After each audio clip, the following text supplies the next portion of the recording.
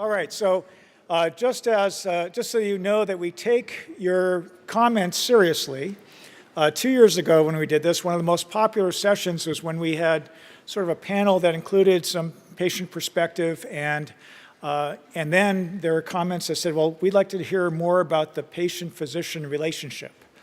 And it would be presumptive of me to get up here when many of my patients are in the room and say that I know about the patient-physician relationship. So we were lucky enough to ask Dr. Skeff, Dr. Kelley Skeff, who is renowned for his teaching abilities, not just locally, but he's won presidential awards for teaching teachers.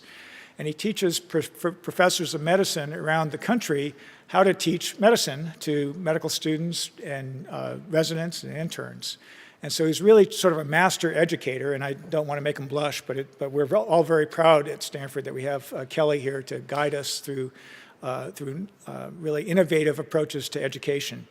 And I think since Kelley does this on a day-to-day basis with students that he sees every day and trying to teach bedside teaching, I thought maybe what we could do is kick it off by having just some short vignettes from two neuroendocrine tumor patients who might tell a little bit of their story and maybe emphasizing some either frustrations or some key elements of their physician-patient relationship and how that might be improved or what works or what doesn't work. And then I'm going to ask Dr. Skeff to give a little bit more of a talk and then hopefully open it up for discussion. So we'll see how this goes, another experiment. Monica, if you wouldn't mind introducing yourself and just giving a little bit of a story. Sure. My name is Monica Manriquez, and I'm a teacher also. I teach high schoolers, so I'm not going to be treating you like high schoolers, but I just wanted you to know that right now is the only one that you're going to understand everything we're saying. And I was diagnosed in 2008, and I went to a doctor that told me that I was not going to survive this. And at that point, I said, heck no, you're not going to tell me what is going to happen to me. He said that by no means should I have a biopsy because it was really hard and it was going to be really bad for my health. And I'm thinking, well, between cancer and a biopsy, hello. I'm using all my teenager stuff. And also, I had never heard certain terms that I'm going to tell you about. Metastasis, remove tumor, operate, epinephrine, carcinoid, ileum, resection, HIAA, serotonin, the big elephant in the room, which is my mother would die if she knew that I was saying the word diarrhea in front of all of you. But I have heard that word more today than at any other point in my life, and I just wanted to tell you that I came over here scared to death with the big C word, and I came out. I come here like my therapy. I come and there's a piano playing. There's a lady that gives me a massage. There's people that give me a nice little... the masseuse is not me, by the way. I just want to make that clear. No. No, thank you.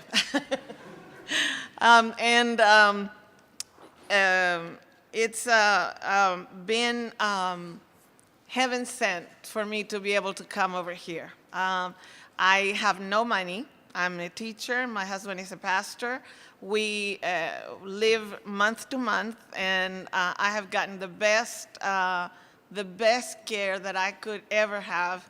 And one of the things that I really wanted to emphasize, and I know Dr. Fisher is going to blush over this one, but he bought me the day that after my surgery, I came over with my son and my middle daughter, and they left me aside. You know, I was sitting in where you lay down to be searched.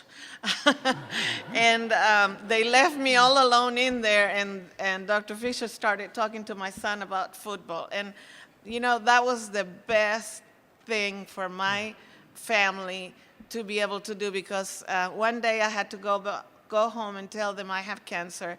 And that day they came out and they said, "Oh, we can breathe now, huh? Your doctor is normal." Now, I'm not really sure about that, but he takes care of me physically, and he took care of that day of my family. And Josh, next year, I promise I will have a PowerPoint that will have all these points, you know, right there. But you need to help me, because my PowerPoints would be a little bit boring. So I just write everything down that you want to ask. I started looking at this, and it has so many good points. Like page 11, sorry. I didn't have my glasses on, I'm getting old. Number 11 has a lot of points. And the last part, at the end of this, it has questions that you can ask. You can tell I'm a teacher, huh? I went through the book already. Thank you so much for giving me this opportunity. And that's as short as I can do it. That is perfect. Thank you, Monica. We picked the wrong person. We were hoping to get some complaints. So Don, you have to make up for her. My name is Don Foster. Excuse my voice at this time of the day. I haven't had my nap. But I'm an elementary school principal, and I hear the word diarrhea all the time. Almost on a daily basis. So.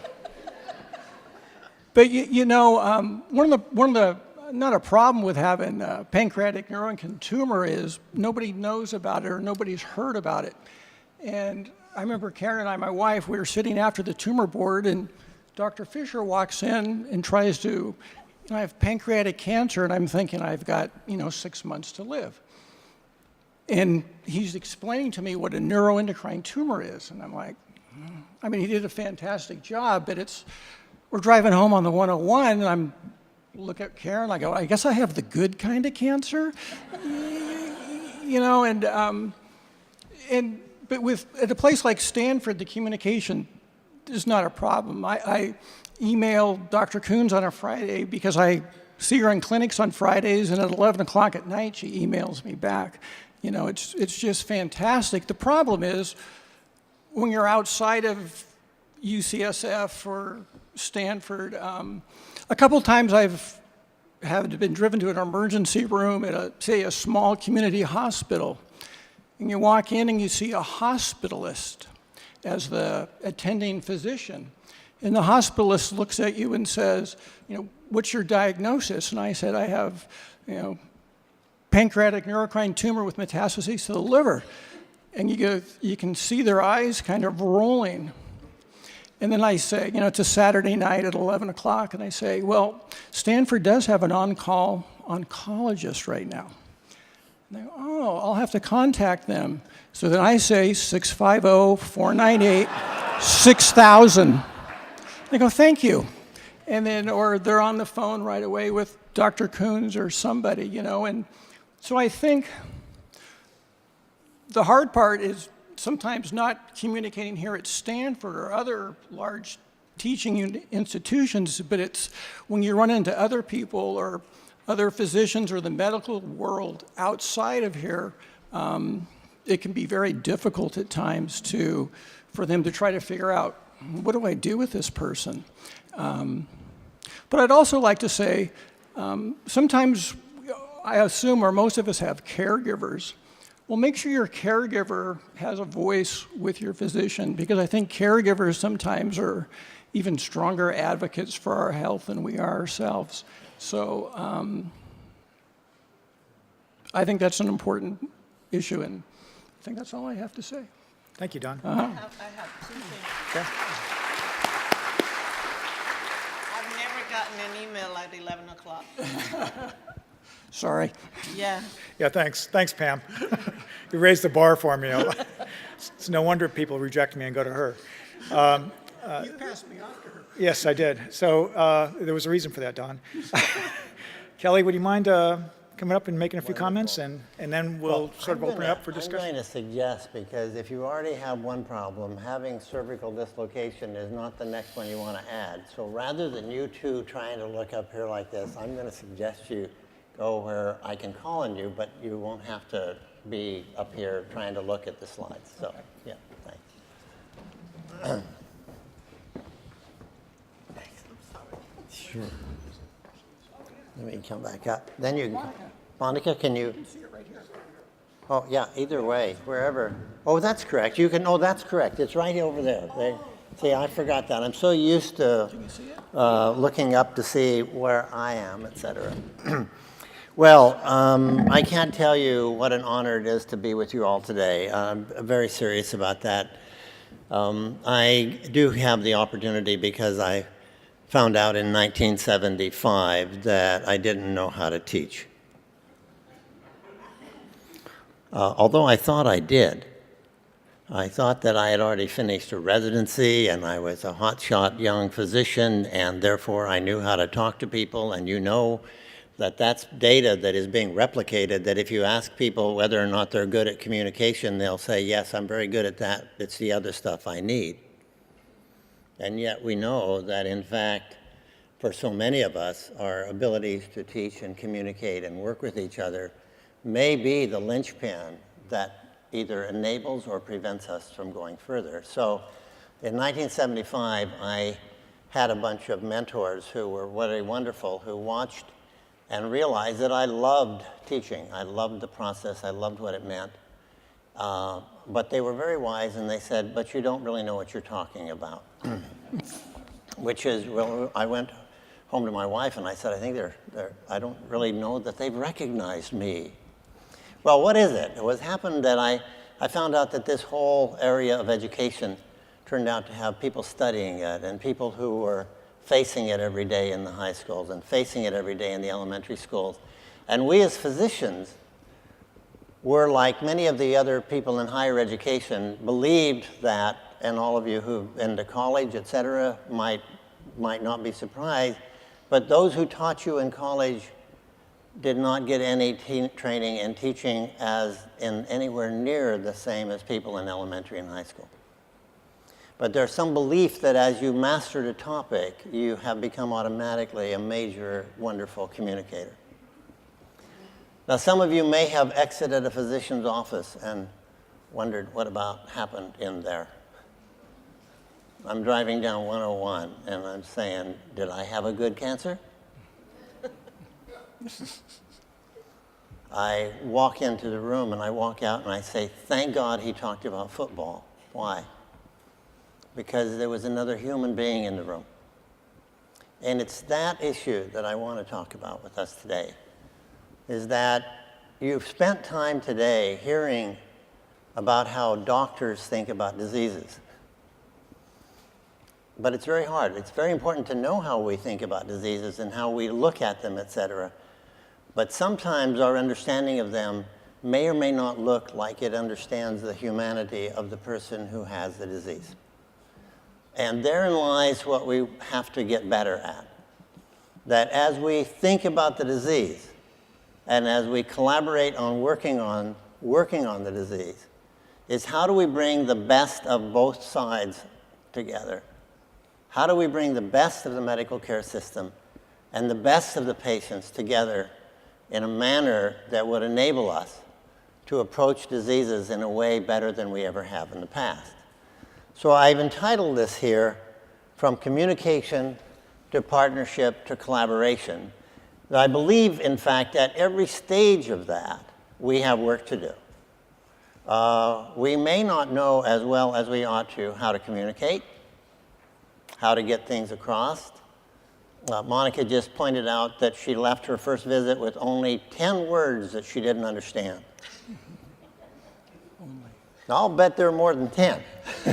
That's what you took notes on, right? So at the basic communication, we are having to work. And then the progress from communication, I would say, to becoming partners in this issue of humans dealing with disease, and then at the pinnacle to become collaborators in this process. So what I'm hoping today is to highlight for you and to give you some diagrams that we've used and some thoughts that will enable each of you as patients to help us as physicians and to help yourselves to become more effective in this process. Now, I'm going to draw on the field that Don and Monica live in, and that's the field of teaching first, because it's in the field of teaching that I spent my life working, and it's the analysis of what goes on in teaching that I think can give us some insight into what happens to us as physicians and patients. And so I'm going to give you a scheme there, which I'm entitling the teaching triangle. And it's a diagram which we put together in 1986 as we were beginning our faculty development program to try to identify where are the interactions in a teaching process that enable someone to learn or not to learn. And I'm going to go over it rather rapidly because that's going to lead us into the next slide more relevant to your lives. But this particular diagram highlights for you and me that one important connection in the teaching process is the relationship between the teacher and the person that they're teaching. All of us recognize that. All of us know that our revered and cared for teachers were ones who had a personal connection with us, and that enabled whatever they were teaching to have more meaning. We all know that how a teacher delivers content is important, and we're learning more that sometimes we can deliver content in the absence of having the person we're teaching ever interact with it. We're now recognizing that many of us as teachers love our content so much that all of a sudden we're surprised that there's some other people in the room. So this interaction between what somebody learns and how they interact is crucial. Well, when we first drew this triangle, we forgot the circle around it. Well, the circle around it turns out to be crucial. It's this entire environment in which we work. Whether the context facilitates and rewards teachers, people like Monica and Dawn deserve so much credit. So much credit.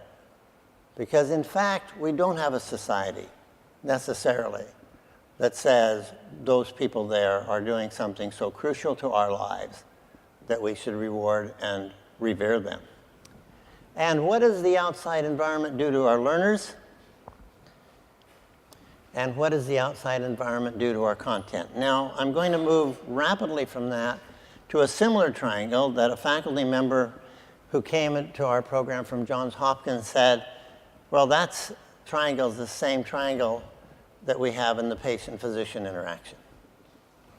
That it's incumbent upon healthcare systems that if we are trying, if we are trying to help a patient who happens to have a disease,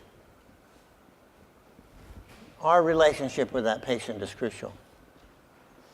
The football story is a story about a connection between a patient and the physician that says, this is a person who is human. This is a person who understands what it might be to be with my family. So we know that the relationship between a patient and a physician is crucial. And we're just starting in the last 30 or 40 years to spend more time working on that. We're not very good at it yet, I want to tell you. We'll be getting to that more. We do know that the physician must know about disease. You've learned today about the knowledge that's known, and you've learned about the knowledge that's not known. We know that patients must know about their disease, but we find out that in our healthcare systems, it's very possible for you to leave one of our offices more confused than you entered. Where you might look at a family member who happened to be with you and say, what did he say? Because we may not know that as we discuss with you what a curve of a particular tumor takes, that you froze on the first word. And there's no other word that stuck with you for the rest of the visit. And the last time I spoke with a group like you a few weeks ago, the care provider who was with him said, we never heard a thing after the first 10 seconds. So we have to think about, even though we may not be knowledgeable about disease, that you as a patient may, in listening to this discussion of our knowledge, may not have what we want you to get out of that. So we have a translation issue that we have to work on. And lo and behold, the physician is now being affected dramatically by the environment in which he or she works. And so are you. The healthcare system that we have is not a perfect one.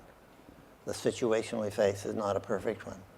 Our relationships and what else we're trying to do does not always facilitate this connection and the work as we work together to try and work on the disease.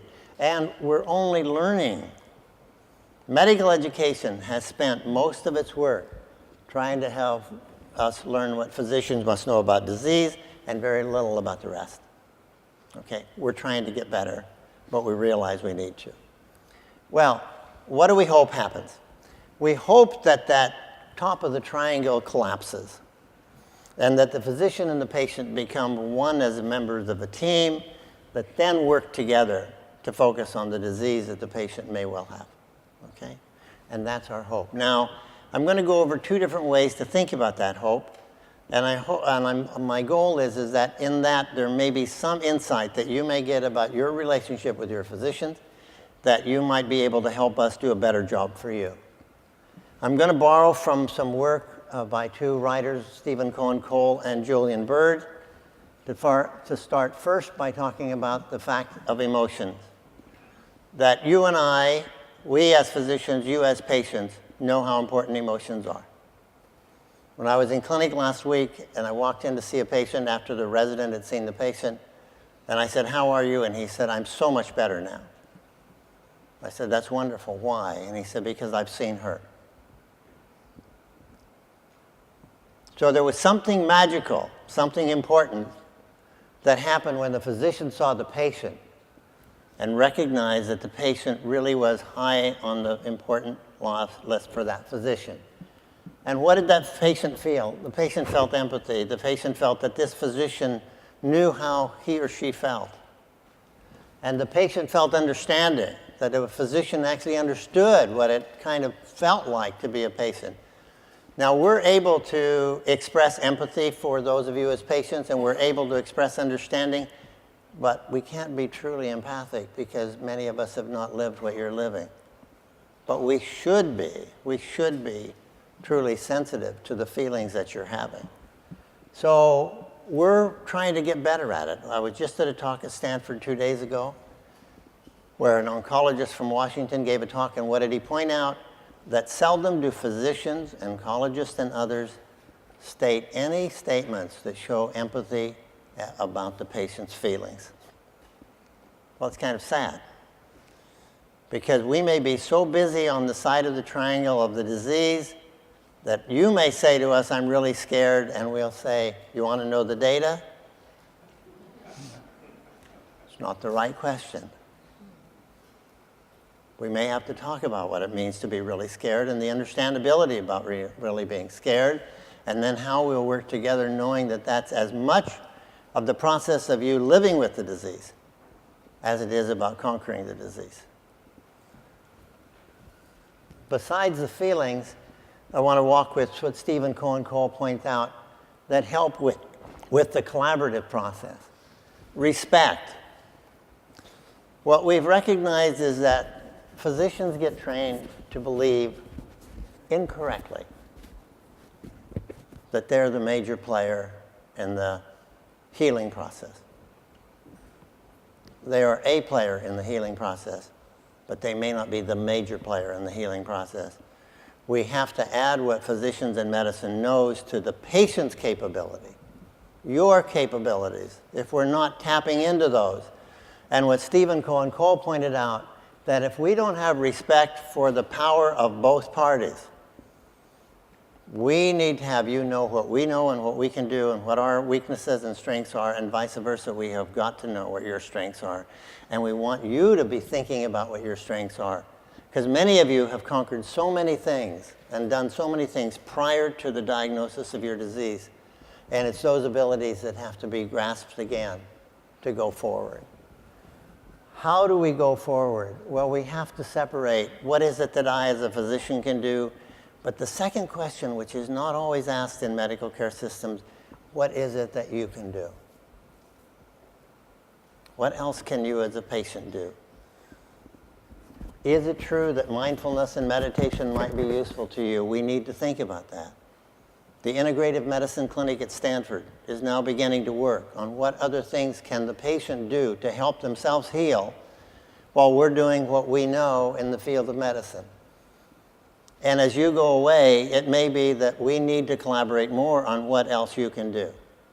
So we move from what the physician knows, but what the physician can do and what you and I can do together to the we side.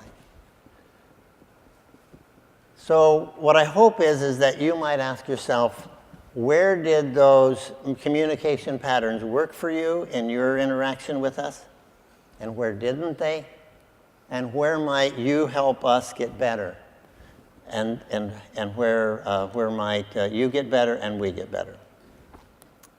Well, I just want to briefly say that the diagram that I showed you turns out to be too simplistic, and that would be crazy to have something by life.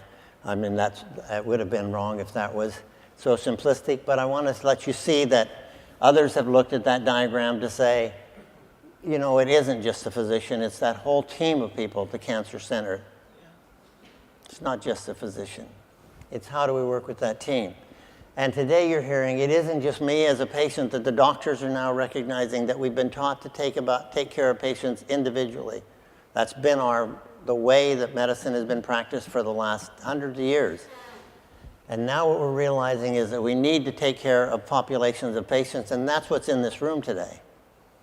Is a population of patients with similarities across you.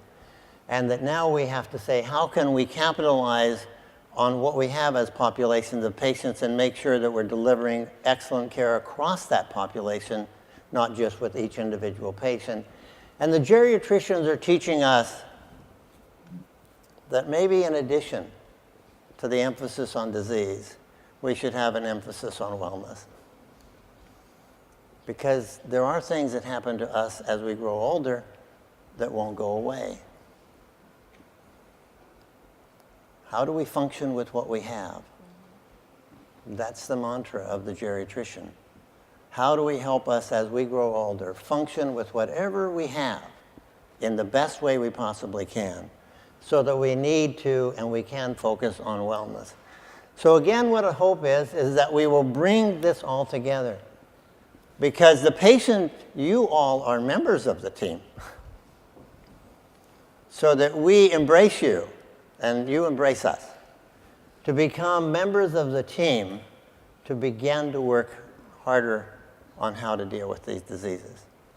And that's what I think you've heard today. Is the hope for clinical trials, the hope for you to participate in how to help the world know more about what you have. But also the idea that, in fact, I want to share with you that we know now as physicians that we aren't as wonderful as communicators as we would like to be. When we're at a pinnacle, we may do it well. There was an interview with Helen Hayes, the famous actress, and they said, "You are so good." And she said, "No." She said, "I am a wonderful actress once in a while. But then the rest of the time, I'm simply trying to practice the art." So we may be terrific with you once in a while, and for the rest of the time, we're going to work hard to try to practice the art. But most of all, I want you to realize your role, and that if we do something, it won't be because of lack of wonderful intentions. If we cut you off in a discussion, if we're not empathetic, if we're not adequately understanding, and we don't know how you're saying things and how you feel, then you need to help us do a better job at that. Because especially in an illness like you have, where the knowledge of the disease is not where we want it to be, the importance of collaboration can't be overemphasized. So I'll stop with that. Hope that you can help us know that we care, but when we don't communicate that to you, that you can help us get back on the right track. So I thank you for being able to chat with you, and I'm just excited for you as a group that you can come together to begin to have this disease be part of our lives, but not be all of our lives. Okay, thank you so much.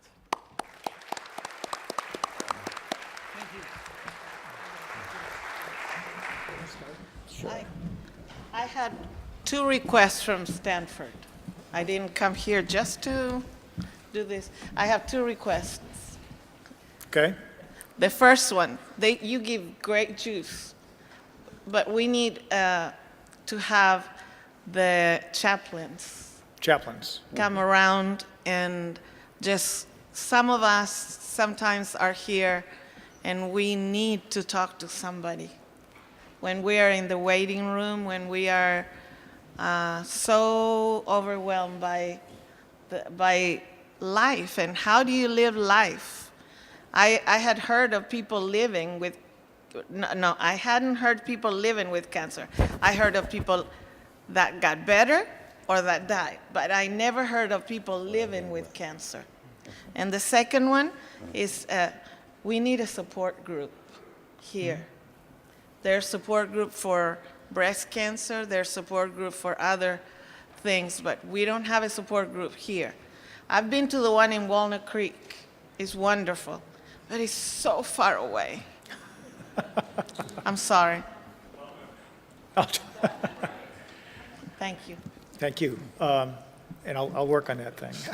George, can I make a comment? Yes, please.